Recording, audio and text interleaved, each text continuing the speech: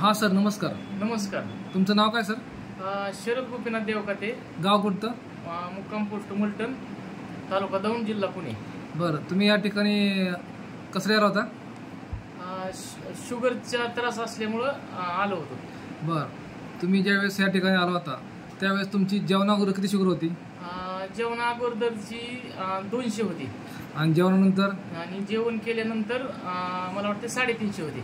बरं, आता तुम्ही हा अँटॉक्स डी आणि अँटॉक्स टी हा जो फॉर्म्युला तुम्ही घेतला, झाले किती दिवस? ही अँटॉक्स टी आणि अँटॉक्स टी घेतल्यानंतर 15 दिवस झाल्यानंतर जेवणाच्या आधी 95 आणि जेवण झाल्यानंतर 145. म्हणजे 15 दिवसामध्ये तुम्हाला रिझल्ट आला? म्हणजे 15 दिवसात तुमची शुगर नॉर्मल झाली? फक्त आणि अँटॉक्स डी आणि हे अँटॉक्स टी वापरल्यामुळे.